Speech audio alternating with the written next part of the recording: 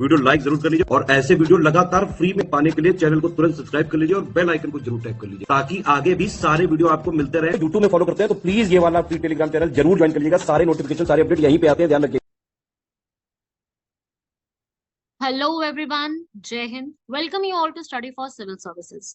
और आज हम लोग यहाँ पर अक्टूबर महीने के जो लास्ट वीक के करंट अफेयर्स है, बिल्कुल एंड के हैं ये करंट अफेयर्स। और इसी तरीके से आपका पूरा अक्टूबर महीना कंप्लीट करवा दिया मैंने। पहले मैंने आपको 3 वीक्स के करंट अफेयर्स अपलोड करवाए थे, ठीक है, वो आप लोगों ने देख लिया, उसमें भी अच्छा प्यार दिया आपने। और ज्यादा उस वीडियो को जरा प्यार दीजिए, थोड़ा सा कमेंट किया करिए। आप लोग कमेंट बहुत कम करते हो वीडियोस पर, तो जरा कोशिश कीजिए और ज्यादा कमेंट करने की वीडियो पर। तो इस तरीके से हमारा 3 हफ्तों के तो कंप्लीट हो चुके हैं। अब मैं जो आपको स्टार्ट करवाऊंगी वो हमारा नेक्स्ट वीक का स्टार्ट कर रहे हैं, जो कि लास्ट के बिल्कुल वीक्स हैं। थोड़ा सा इसमें आपको ज्यादा ध्यान देने की जरूरत है क्योंकि कुछ इंपॉर्टेंट करंट अफेयर्स बन गए हैं। अभी आपका आरओ का एग्जाम आ रहा है, एपीएस का एग्जाम आ रहा है। तो जितने भी ये वाले एग्जाम्स आ रहे हैं, यूपीपीसीएस स्पेसिफिकली बात करूं, तो अभी काफी ज्यादा चीजें न्यूज में चल रही है, ठीक है। तो आप लोगों ने अब जो है अपनी पढ़ाई जो भी आप कर रहे हो, नोट्स तो बना रहे हो डेली। बाकी आप मेरा डेली करंट अफेयर्स का चैनल फॉलो कर सकते हो। उस करंट अफेयर के चैनल में आपको सारी की सारी इन्फॉर्मेशन प्रॉपरली मिल जाएगी, उसमें सारा कुछ डिटेल में है। तो वो भी फॉलो कर लो, वो भी बहुत सही है। बाकी आप ये मेरे साथ में तो फॉलो कर ही रहे हो, इसको तो करना ही करना है। तो वीकली में मैं आपको सिर्फ और सिर्फ करंट अफेयर नहीं बताती, मैं बहुत डिटेल में चीजों को समझाती हूँ। तो मेरी ये कोशिश रहती है सभी बच्चों के लिए कि जितना भी बताया जाए वो आप लोगों को बहुत फ्रूटफुल लगे। तो आप सब लोग इस चीज का जरा दिमाग में रखें, सारे नोट्स प्रॉपरली बनाएं। ये हमारे चैनल है, अगर आपको इसकी पीडीएफ चाहिए तो ये है हमारे दिए गए नंबर्स। वैसे तो मैं सब कुछ लिखवा देती हूँ आपको, आपने मेरा लेक्चर अगर आधा घंटा तसल्ली से भी सुना है तो आप बहुत अच्छे से अपने नोट्स बना सकते हो, तो उसकी दिक्कत नहीं आएगी। बाकी स्टार्ट कर देते हैं हम लोग लेक्चर को। इस बार मैं डेज इंपॉर्टेंट लेके आई हूँ, क्योंकि एक पिछली वीडियो में डेज इंपॉर्टेंट कुछ ज्यादा मुझे लगे नहीं थे, इसलिए मैंने इंक्लूड नहीं करे थे। तो बच्चों का मैसेज आया कि मैम आप लोग आपने डेज इंक्लूड नहीं करे, तो इस बार मैंने स्पेसिफिकली डेज को भी इंक्लूड इसमें किया है। तो एक इम्पॉर्टेंट है पूरा अक्टूबर मंथ, ये स्पेसिफिक सिर्फ एक डे के लिए नहीं है, ये पूरे अक्टूबर मंथ के लिए है। पूरा का पूरा अक्टूबर मंथ डिसलेक्सिया के लिए इम्पोर्टेंट है, ठीक है। डिसलेक्सिया यहाँ पर एक तरीके से एक अभी ऐसा बहुत ज्यादा देखने को मिला था कि हमारे राष्ट्रपति भवन, बताया ना, राष्ट्रपति भवन का डिजाइन किसने किया है? लुटियंस ने, Edwin Lutyens and Herbert baker. और उसके अलावा बहुत सारे और हिस्टोरिकल मॉन्यूमेंट्स हैं, जितने भी और स्मारक है, उन सबको रेड कलर में यहाँ पर दिखाया गया है। रेड कलर ताकि सभी लोगों को डिसलेक्सिया के बारे में, कि डिसलेक्सिया क्या है, उसके पीछे क्या अवेयरनेस होनी चाहिए, उसके ऊपर एक पूरा रिसर्च यहाँ पे बताया गया। तो इससे क्या होता है कि अभी भी हम लोग काफी ज्यादा अवेयर हो सकते हैं इसको लेके, राइट। अभी कॉन्फ्रेंसेस भी हुई हैं। इंटरनेशनल डिसलेक्सिया एसोसिएशन ने 12 से 14 अक्टूबर को एक कॉन्फ्रेंस भी ऑर्गेनाइज करी थी कोलंबस में, ठीक है। तो इसके लिए थोड़ा सा ये चीजें इंपॉर्टेंट हो जाती है कि डिसलेक्सिया क्या है, इसमें क्या इंपॉर्टेंस रखता है। ये एक तरीके की ना, ऐसी एक, मैं बीमारी तो नहीं बोलूंगी इसके लिए कोई स्पेसिफिकली, लेकिन इस तरीके की एक ऐसी डिसेबिलिटी होती है कि आप पढ़ नहीं पाते हो, आप चीजों को जो है पढ़ने और सीखने में अक्षमता। वो याद है आप लोगों को तारे जमी पर, उसमें भी बोला गया था कि वो डिसलेक्सिया है या कुछ ऐसा है, बट ऐसा नहीं होता।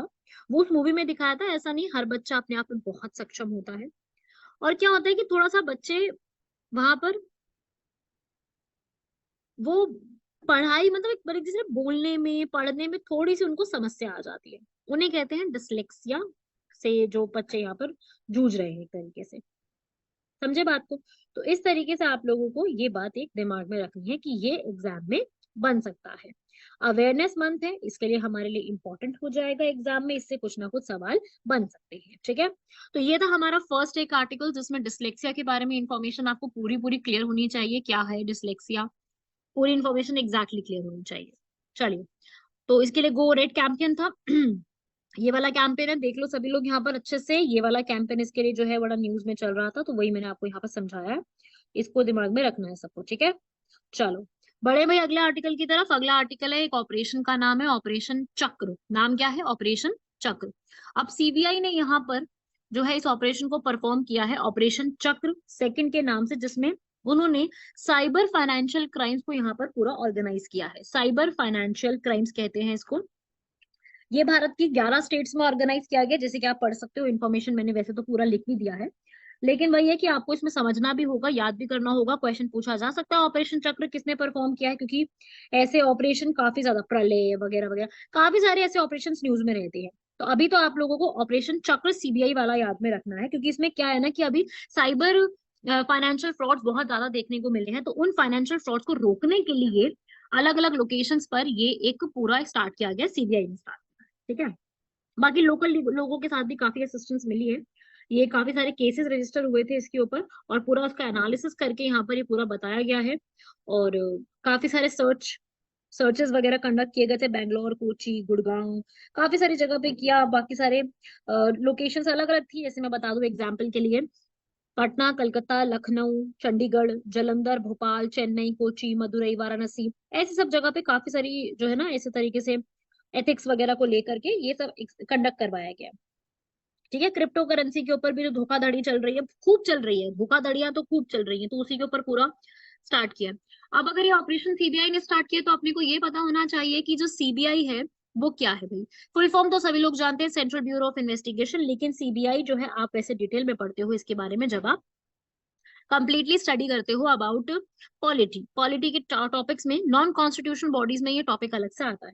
सीबीआई एक इन्वेस्टिगेटिव एजेंसी है जो कि यहाँ पर इन्वेस्टिगेशन करती है, डोमेस्टिकली भी देखती है, और ये एक मिनिस्ट्री के अंडर आती है, वो हमारे लिए बहुत ज्यादा जरूरी है। मैंने स्पेशली मेंशन किया है यहाँ पर, ministry of personal pension and public grievances. एक मजे की बात आपको और बता दूं, आप सभी लोग कॉम्पिटेटिव एग्जाम की तैयारी कर रहे हो, और आप में से बहुत सारे बच्चे हैं जो कि यूपीएससी की भी तैयारी कर रहे होंगे, है ना। यूपीएससी की तैयारी कर रहे होगे, तो यूपीएससी अगर मैं आपसे पूछूं, एक सवाल है मेरा आप सभी लोगों से, मुझे कमेंट बॉक्स में बताइएगा, और बिना गूगल करके बताओगे तो ज्यादा बड़ी बात होगी कि भाई बिना गूगल करके बता के। तो यूपीएससी जो है यहाँ पर वो किसके अंडर आता है? सिंपल सा सवाल है मेरा आपसे, कोई बहुत बड़ा सवाल नहीं है। सिंपल सा एक सवाल है कि यूपीएससी किसके अंडर आता है। यूपीएससी कौन सी मिनिस्ट्री के अंडर आपको देखने को मिलेगा, सिर्फ इतनी सी बात आपको बतानी है, ठीक है। ठीक है, मैं ये नहीं कह रही कि बहुत डिटेल में आपको बताना है, एक सिंपल सी बात पूछी है मैंने, ठीक है। तो इसको भी जरा एक बार बताइएगा मुझे जरूर इसका आंसर, कि क्या आपको लगता है। बाकी सीबीआई पे आते हैं वापस से। सीबीआई यहाँ पर इंटरपोल के साथ भी कनेक्ट रहती है। इंटरपोल जो कि इंटरनेशनल लेवल पे पुलिस काम करती है, उसके साथ भी कनेक्ट रह के पूरा काम देखती है। सीबीआई का मोटो, हाँ ये मुझे याद आ गया कि एग्जाम में एक बार सवाल भी पूछा गया था कि सीबीआई जो है हमारी, उसका मोटो क्या है। तो देखिए भाई, सीबीआई का मोटो है इंडस्ट्री, इम्पार्शियलिटी एंड इंटेग्रिटी, उद्यमिता, निष्पक्षता और सत्यनिष्ठा। असल में ये 1963 में एक कमेटी आई थी जिसका नाम है संथानम कमेटी, उसके कहने पर इसको सीबीआई को फॉर्म किया गया है। सीबीआई का क्वेश्चन बनता है कि इसको कौन से एक्ट से पावर मिलती है, क्वेश्चन ऐसा बनता है कि कौन से एक्ट से पावर मिलती है, तो आप आंसर क्या लगाएंगे? Delhi special police establishment act of 1946, क्या आंसर लगाएंगे ये बात, ठीक है। इस तरीके से याद रखिएगा। इसके हेडक्वार्टर्स दिल्ली के जवाहरलाल नेहरू स्टेडियम जो है उसके पास में लोकेटेड है। खैर इतना तो मैं नहीं पूछेगा आपसे, बट छोटी छोटी बातें आपको आनी चाहिए। यहाँ तक आपको बात पूरी क्लियर हुई? इतनी इंफॉर्मेशन आपको दिमाग में रखनी ही रखनी है, क्योंकि इन्हीं से सवाल बनते हैं। सीबीआई का अपने आप में काफी इंपॉर्टेंट टॉपिक है, और मैं तो ये कहूंगी कि सीबीआई को जरूर जरूर पढ़ के जाइए, छोड़िएगा नहीं इस टॉपिक को, क्योंकि टॉपिक छोड़ दोगे तो अपना ही नुकसान हो जाएगा ना। चलो बढ़े आगे। अब सीबीआई हम लोगों ने देख लिया, अब अगले आर्टिकल पे आते हैं। अभी देखिए भाई, हमारी जो कैबिनेट है, कैबिनेट तो सबको पता है ना क्या होती है। तो कैबिनेट जो है, जो कि हमारे कॉन्स्टिट्यूशन में भी लिखी हुई है, कौन से आर्टिकल में लिखी है? आर्टिकल 352 में। हाँ ये वही इमरजेंसी वाला आर्टिकल है, सही सोच रहे हो आप लोग। तो अभी हमारी कैबिनेट ने एक मंजूरी दी है कि हमारा जो भी फर्टिलाइजर्स रहेंगे वो न्यूट्रिएंट बेस्ड फर्टिलाइजर्स रहेंगे। न्यूट्रिएंट बेस्ड फर्टिलाइजर्स में जो है सब्सिडी प्रोवाइड की जाएगी आने वाले साल के लिए, ठीक है। उसके लिए सब्सिडी का पैसा यहाँ पर दे दिया है सरकार ने, स्पेशली फॉस्फोरस और पोटाश के लिए, ठीक है। असल में न्यूट्रिएंट बेस्ड फर्टिलाइजर्स क्या होते हैं कि जितने भी हमारे फर्टिलाइजर्स इस्तेमाल किए जाते हैं वो न्यूट्रिएंट बेस्ड होने चाहिए, उसमें कोई ना कोई न्यूट्रिएंट का अमाउंट प्रेजेंट होना चाहिए। उससे क्या है कि हम सब्सिडी प्रोवाइड कर सकते हैं, उस न्यूट्रिएंट बेस पे वी कैन प्रोवाइड सब्सिडी। ठीक है, तो उसी के लिए यहाँ पर हर फर्टिलाइजर्स के लिए NPKS होता है। NPK वैसे ज्यादा यूज होता है, नाइट्रोजन, फॉस्फोरस, पोटाश और सल्फर भी है साथ में। NPK का रेशो होता है 4:2:1 में फर्टिलाइजर में, ताकि जो है बैलेंस एक अचीव बना बना रखे। इसको हमारी मिनिस्ट्री हैंडल करती है पूरा। अब यही पूरा डिसाइड करते हैं, सरकार ही डिसाइड करती है कि फर्टिलाइजर्स पे कितनी सब्सिडी रहेगी, और उन फर्टिलाइजर्स को कंपनी कितने अमाउंट में सेल कर सकती है, that will also be dependent upon this. ठीक है, तो उसके लिए यहाँ पर NPK फर्टिलाइजर याद कर लो, NBS करके याद रख लो, जैसे मर्जी आप इसको याद रख सकते हैं। न्यूट्रिएंट बेस्ड सब्सिडी स्कीम चलती है ये वाली, कि भाई इसमें इसमें ये भी बड़ी एक समस्या रहती है। आप लोगों ने कई बार इसके बारे में जब न्यूज़पेपर पढ़ते हो तो ये देखा होगा कि कई बार इसके ऊपर ये भी बात चलती है कि भाई यूरिया का कितना अमाउंट रखा जाए इस पूरे NBS में, ये भी कई बार बात करते हैं। तो यूरिया का अमाउंट कितना होना चाहिए, फर्टिलाइजर्स के भाई अपने अपने इस्तेमाल है। कैटल्स को फीड करने में हेल्प होता है, क्रॉपिंग में इस्तेमाल किया जाता है। अभी तक यूरिया को NBS स्कीम में इंट्रोड्यूस नहीं करवाया गया है, जबकि शरद पवार कमेटी ने इसके ऊपर पहले ही बोल रखा था कि इसको इंक्लूड करवाना चाहिए, डायरेक्ट कैश ट्रांसफर होना चाहिए इसका। लेकिन अभी भी इसको जो है MRP के रेट पे प्रॉपरली किस तरीके से सेल किया जाएगा वो डिसाइड किया जाता है पूरा का पूरा हमारी गवर्नमेंट द्वारा। ठीक है, इस पूरे में सब्सिडी होगी, न्यू प्राइसिंग स्कीम रहेगी, यूरिया कवर होगा नहीं होगा वो सब कुछ उसी में ही अभी भी सरकार ही डिसाइड करती है। तो ये स्कीम आप याद रखिएगा। और सर जो ये इसलिए लेकर के आएंगे ताकि यूरिया का इस्तेमाल कम करें फार्मर्स, और फार्मर इस्तेमाल करें ज्यादा नाइट्रोजन, ज्यादा इस्तेमाल करें पोटाशियम का। इसीलिए इन पर स्कीम जो है वो सब्सिडी के रूप में मिल रही है, समझे। तो इस तरीके से आप इस पूरे स्कीम को एक दिमाग में रखिएगा। ठीक है भाई, ये भी हमारे लिए इम्पोर्टेंट है। आपको ये आइडिया होना चाहिए किसमें कितना अमाउंट में क्या बात चल रही है, मतलब डिटेल में नहीं बट शॉर्ट में तो जरूर ही पता होना चाहिए। समझे भाई सभी लोग। चलो भाई आगे बढ़ते हैं, बढ़िया तरीके से आगे बढ़ते हैं अगले वाले पे, इंडिया मोबाइल कांग्रेस। और ये मोबाइल कांग्रेस का मतलब वो वाली मोबाइल नहीं है जो हम हर वक्त इस्तेमाल करते हैं, जो अभी भी आपके हाथ में, जो अभी भी आप हाथ में रख करके चला रहे हो, उसकी बात नहीं हो रही। ये मोबाइल कांग्रेस का मतलब है कि हम लोगों में सारी चीजें, जो टेक्नोलॉजी की बात हो रही है, टेलीकॉम भी, मीडिया भी, टेक्नोलॉजी भी। अभी इनका समिट हुआ है ना, तो वो समिट जो है वो एशिया में कंडक्ट कराया गया है, भारत मंडपम नई दिल्ली में हुआ है। और उसकी थीम हमारे लिए इंपॉर्टेंट है, ग्लोबल डिजिटल इनोवेशन। तो ये हुई है जिसमें ये बोल रहे हैं भाई इंडिया आगे चल के जो है इन चीजों के प्रोडक्शन को और इंक्रीज करेगा। अभी भी हम कर रहे हैं, मैं ये नहीं बोल रही कि हम कर नहीं रहे हैं, लेकिन अभी भी बहुत पीछे हैं इन चीजों को, बिल्कुल है। आप भी जानते हैं कि अभी भी हमारे यहाँ की जो सेमीकंडक्टर्स की चिप्स होती है वो भी बाहर से आती है अभी, तो कर रहे हैं लेकिन पीछे भी हैं अभी काफी। तो उसी के ऊपर बात कर रहे हैं कि अभी इस पे एक बड़ा अच्छा स्लोगन आया था, we believe in the power of democratization in every sector. Like हम लोग चाहते हैं कि इंडिया में लोकतांत्रिकरण जो आएगा वो हर सेक्टर में होना चाहिए, not only in the political sector, it should be in the manufacturing sector also. ठीक है, इसमें ये भी बोला गया था, the 21st century marks an era of India's thought leadership. तो वो भी ठीक बात है। तो इनोवेशन के बारे में बात हो रही है यहाँ पर, मोदी जी ने पूरा इनॉग्रेट करते हुए 5G यूज केस लैब्स भी स्टार्ट करवाए हैं, जिसमें 5G के किस तरीके से इस्तेमाल करेंगे, एजुकेशनल इंस्टीट्यूट को कैसे बनाना है, वो सब चीजों की यहाँ पर पूरी एक स्टार्ट किया गया। यहाँ पर इसी ओकेशन पे जो रिलायंस जियो के मालिक है आकाश अंबानी, वो भी यहाँ आए थे। और उन्होंने भी यहाँ पर कैसे लेटेस्ट टेक्नोलॉजीज को हम इस्तेमाल कर सकते हैं वो सब उन्होंने बताया, और खूब मोदी जी की तारीफ करते हैं। जिसको मोदी जी की तारीफ देखनी है तो वो जा करके यूट्यूब पे पूरा एक वीडियो है उसको देख सकता है। नहीं देखनी तो मेरे साथ मेरी वीडियो देखो और अपना करंट अफेयर कंप्लीट करके अपने गोल पे रह के अपनी पढ़ाई को कंप्लीट करो। ठीक है भाई, चलो अब चले मत जाना यूट्यूब पे देखने के लिए, यहाँ पढ़ाई कंप्लीट कर लो पहले, वो ज्यादा जरूरी है। क्योंकि मोदी जी पेपर लिखने तो आएंगे नहीं, ना ही आकाश अंबानी आएंगे। पेपर तो अपने को ही करना है, करंट अफेयर्स तो अपने को ही लिख के आने हैं। तो हम ही लोग पढ़ लेते हैं अच्छे से अपना। आपने क्या याद करा भाई इस पूरी स्लाइड में, आपने याद करा कि इंडियन मोबाइल कांग्रेस के जो एडिशन है 7th नंबर का, वो भारत मंडपम दिल्ली में ऑर्गेनाइज किया गया, जिसकी थीम ये थी। ऑब्जेक्टिव आपको क्लियर है, समझ में आ चुका है, इतनी से आप सब लोग समझते हैं। लेकिन मेन बात थी कहाँ हुआ, कब हुआ, कैसे हुआ, कौन है, इतना इन हमें जरूरी है याद रखना। ठीक है, बाकी तो नहीं पूछेगा इतना ज्यादा, पर ये हमसे जरूर पूछा जा सकता है कहाँ पे क्या कैसे। ठीक है ना। और ये कौन सी सिटी ने होस्ट किया, वो सारी बातें तो खैर आपको बता ही दी मैंने। चलो भैया अगले पे बढ़ते हैं टाइम वेस्ट किए बिना। अगला आर्टिकल है हमारा सरस मेला। अब इसकी हेडिंग यही है, सरस मेला। अब हम ये भी समझ लेते हैं कि ये सरस मेला क्या चीज है। और इसमें ऐसा नहीं कि कोई सरस काम हो, मतलब सरस काम तो क्या होता ही है, सरस की फुल फॉर्म भी है ना। एक ग्राउंड तैयार किया है गुड़गांव में। गुड़गांव में आपने सुना है एक इफ्को चौक मेट्रो स्टेशन, बड़ा फेमस है मेट्रो स्टेशन वो। वहां पर वो एक मेला ऑर्गेनाइज हुआ है, ठीक है, क्या नाम है उसका, सरस मेला। अब इसमें क्या है कि करीब करीब हमारे भारत के 28 राज्य हैं। तो 28 के 28 राज्यों में से करीब करीब 800 से 1000 यहाँ पर महिलाओं ने पार्टिसिपेट किया है।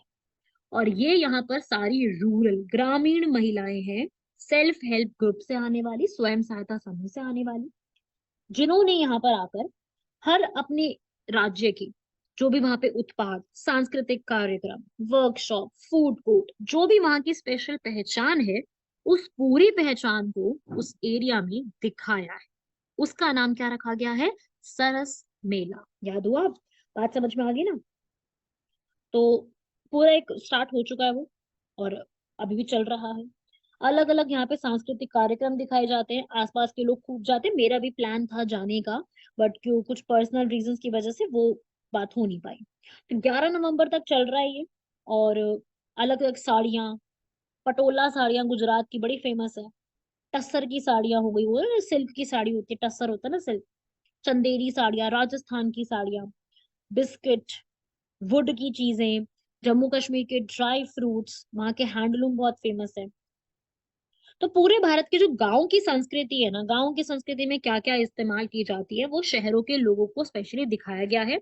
इससे क्या होगा कि जितने भी गांव के लोग हैं उनको अपना जो लोकल आइटम्स है ना उसको बेचने का और लोगों तक पहुंचाने का मौका मिलेगा। बहुत बहुत बहुत अच्छी पहल है। इसी से क्या होगा अपना, याद आया ये, वोकल फॉर लोकल, ये तो सुना ही होगा और सुना होना भी चाहिए क्योंकि ये काफी ज्यादा चर्चा में रहता है। तो हम लोग वोकल होंगे ना लोकल के लिए, तभी तो लोकल लोगों को भी फायदा मिलेगा। पवेलियन लगाया बढ़िया तरीके से, और महिलाओं को प्रेरणा मिलेगी इससे आगे बढ़ने की। तो मतलब सारा कुछ महिलाएं कर रही है, उस पूरे सामान की पैकेजिंग करना, आप लोगों से बात करना, जीएसटी का काम देखना, मार्केटिंग का काम देखना, डिजाइनिंग देखना, मूल्य को भावताओ, सब कुछ महिलाएं देखी। तो इससे महिलाओं का सशक्तिकरण कितना ज्यादा बढ़ गया है। इससे आप ये भी देखिए कि महिलाओं का सशक्तिकरण कितना इंक्रीज हो गया है, राइट। तो ये एक मेला है, काफी जरूरी है हमारे एग्जाम के लिए, याद रखना है इसको। पढ़ के जाना, लर्न करके जाना। कहाँ पे हुआ है, गुड़गांव। गुड़गांव का नया नाम क्या हो गया, गुरुग्राम। ठीक है, गुड़गांव कहाँ पे, हरियाणा में। हरियाणा की सरकार ने नाम चेंज किया, और ये नाम चेंज करने का प्रोसेस जो है वो आर्टिकल 3 के तहत किया जाता है, जिसमें किसी भी स्टेट का नाम चेंज करना हो तो पार्लियामेंट आएगी। लेकिन अगर किसी सिटी का नाम चेंज करना है, जैसे गुड़गांव का नाम चेंज किया, तो वो तो वहां की जो विधानसभा है वो भी कर सकती है। इसमें पार्लियामेंट की जरूरत नहीं होती, अपने को संसद नहीं जाना पड़ता है इसके लिए, समझे।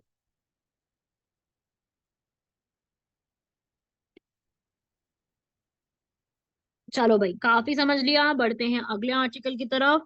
प्रगति पोर्टल, जैसे हम लोग पोर्टल्स को कंप्लीट करते जा रहे हैं, सरस मेला देखा हमने, इंडियन मोबाइल कॉन्फ्रेंस देखी, एनबीएस देखा, ऐसे ही अब एक प्रगति पोर्टल आया है। नाम क्या है, प्रगति। अभी सरस पड़ा था, वो मेला है। यह है एक पोर्टल। पोर्टल का मतलब पूरा एक रिटर्न फॉर्म में एक आप कह लो कि एक वेबसाइट टाइप कह लो, एक अलग से डेडिकेटेड उसी के लिए बनाया गया पोर्टल टाइप।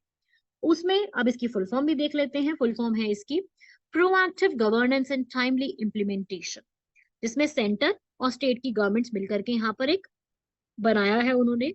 जिसमें क्या किया जाएगा, जितना भी डिजिटल डेटा है, प्रगति है ना नाम, प्रगति है, दैट मीन्स हम लोग यहाँ पर आगे बढ़ने की कोशिश करेंगे, अपने आप को बढ़ावा देने की कोशिश करेंगे। तो उसी के लिए इसको किया गया, लेटेस्ट टेक्नोलॉजी का इस्तेमाल करते हुए जितना भी डिजिटल डेटा है, डिजिटल डेटा मतलब कि जो भी एक स्टेट का सेंटर का मिला जुला करके डेटा होता है, डेटा तो होता ही है ना, तभी तो सारा कुछ हो रहा है काम वाम, डेटा की हेल्प से ही काम को आगे बढ़ाया जाता है। तो उसकी हेल्प से जितना भी वीडियो कॉन्फ्रेंसिंग, जियो स्पेशल टेक्नोलॉजी, डेटा, वो सब कुछ यहाँ पर इकट्ठा कर दिया गया है, ठीक है।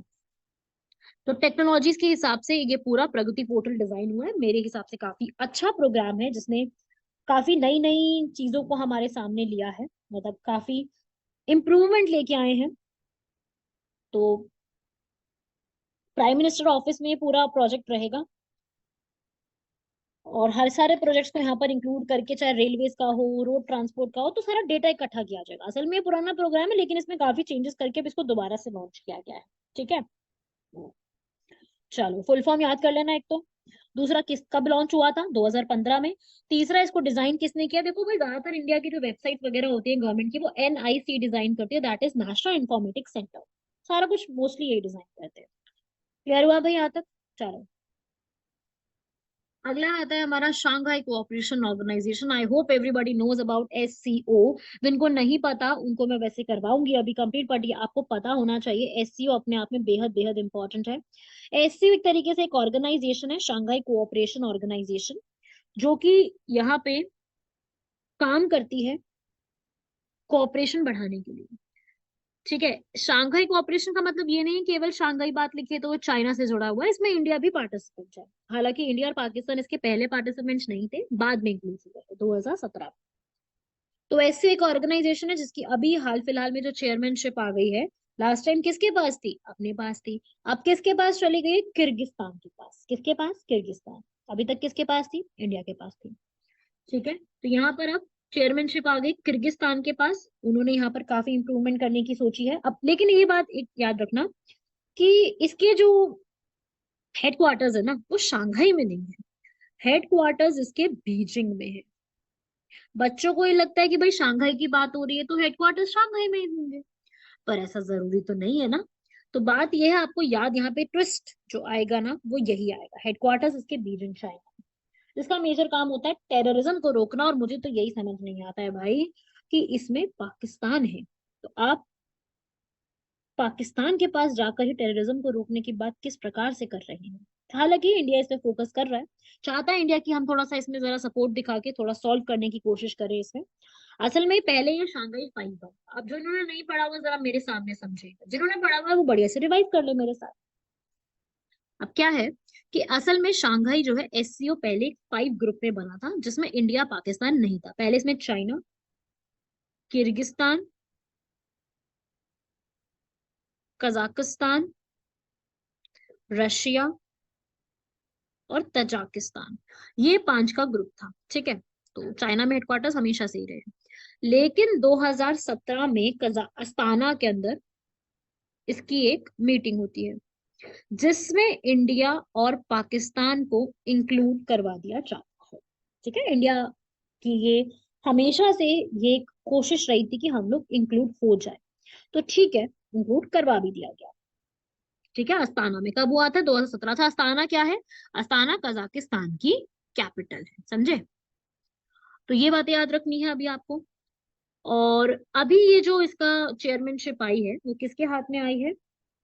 किर्गिस्तान। राइट, किर्गिस्तान के बारे में थोड़ी सी बातें अब पढ़ेंगे हम लोग, किर्गिस्तान के बारे में कुछ इंपॉर्टेंट फैक्ट्स। वैसे तो देखो, मैं अलग से भी आपका एक प्लेसेस इन न्यूज का पढ़ाती हूँ, है ना, प्लेसेस इन न्यूज।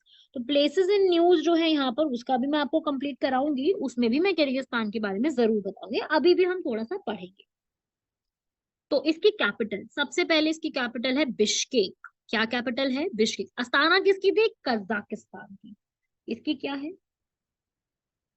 बिश्केक। याद करना है ये सारी बातें आपको, ये मैं बता रही हूँ, मजे के लिए नहीं बता रही, ये आपको लर्न करना है। सेंट्रल एशिया में कंट्री आती है, लैंडलॉक्ड है आपस में। इसमें एक माउंटेन बहुत इंपॉर्टेंट है, वो है पामिर माउंटेन्स। आमिर नहीं है, आमिर खान नहीं लिखा, पामिर लिखा है। ठीक है, और इसकी पूरी सबसे लार्जेस्ट सिटी भी कौन सी है? बिश्केक लार्जेस्ट भी है, साथ ही साथ ये इसकी कैपिटल भी है। ठीक है, यहाँ पे ज्यादातर किर्गिज लोग रहते हैं, कुछ कुछ यहाँ पे रशियंस भी रहते हैं, उज्बेक्स भी रहते हैं। मैक्सिमम ये रहते हैं, लैंग्वेज भी यही बोलते हैं, किर्गिज, उज्बेक, रशियन, यही 3 लैंग्वेज यहाँ पे चलती है। सबसे ज्यादा यहाँ पर 90% इस्लाम धर्म को फॉलो किया जाता है। बाकी मोस्टली इसमें क्रिश्चियनिटी और इस्लाम, यही 2 चीजों को फॉलो किया जाता है।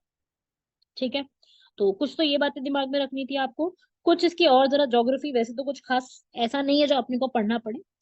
कई बार इसको सेंट्रल एशिया का स्विट्जरलैंड भी कह दिया जाता है।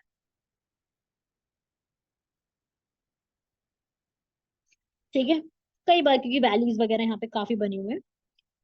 तो बेसिक बेसिक ये बात याद रखनी है। बाकी किर्गिस्तान एग्जाम में पूछ रहा है कि इसमें ज्यादा सवाल नहीं बनते, इतना याद रख लोगे ना बहुत है आपके लिए। ठीक है, चलो क्लियर हुआ भाई यहाँ तक एससी और किर्गिस्तान के बारे में? चलिए भैया, अगला आपके लिए मैं एक बढ़िया सा सवाल लेकर के आई हूँ, जरा इस सवाल को सब लोग गौर फरमाएंगे और बताएंगे जरा इसको भी कि क्या इसमें बन सकता है इसका सवाल। अभी हाल फिलहाल में इंतिफादा टॉपिक न्यूज में थी। इंतिफादा भी पढ़ते हैं इसको कई लोग। तो क्या है ये इंतिफादा? वैसे तो देखो आप लोगों को पता होगा, क्योंकि अभी इन चारों में से जो सबसे ज्यादा न्यूज में है वो है इजराइल पैलेस्टीन का कॉन्फ्लिक्ट। तो वैसे ये इसी के लिए ही इस्तेमाल किया जाने वाला शब्द है। इंतिफादा एक शब्द इस्तेमाल जो किया जाता है वो इसी पर्पस के लिए इस्तेमाल किया जाता है। ये एक अरेबिक वर्ड है जो कि जिसका अर्थ होता है शेकिंग ऑफ, हिला डालना। सुना वो याद है रजनीकांत का डायलॉग, क्यों हिला डाला ना? वही है ये चीज। मतलब कि फलस्तीनियों इंतिफादा इसको कई बार बोला जाता है।